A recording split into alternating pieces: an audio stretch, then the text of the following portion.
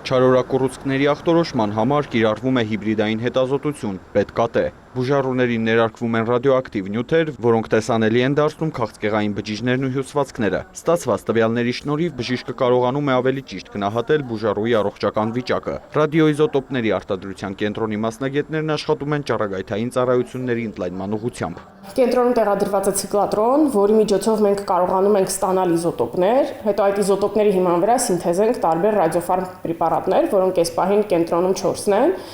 Ամեն ռադիոֆարմ պրեպարատ ունի հստակ նշանակետ, թե ինչ հարցում է մեզ օգնելու։ Օրինակ, եթե խոսենք FDG-ի մասին, դա համարվում է ունիվերսալ ռադիոֆարմ պրեպարատ եւ կիրառվում է բազմաթիվ անուն ուռուցքների եւ ոչ ուռուցքային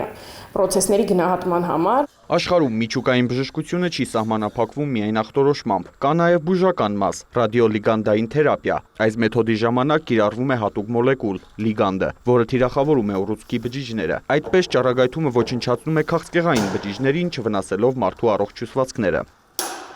Կատարում են ռադիոլիգանդային թերապիա, ինքը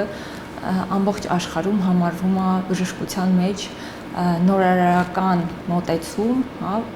առհասարակ քաղցկեղի բուժման համար։ Կենտրոնի բժշկուհին վերջերս է վերադարձել գերմանական Հելիոսի Բերլին Բուխ կլինիկայից, ոլորտի նորությունները ներկայացրել գործընկերներին։ 4 շաբաթ տևած վերապատրաստման ընթացքում մասնագետը մասնակցել է տեսական եւ կորսնական պարապմունքների, ծանոթացել անվանի պրոֆեսոր Դրեզելի հետ։ Ես Գերմանիայում նույնպես ներկայացրեցի մեր կենտրոնում կատարվող հետազոտությունների ծավալը եւ ասեմ, որ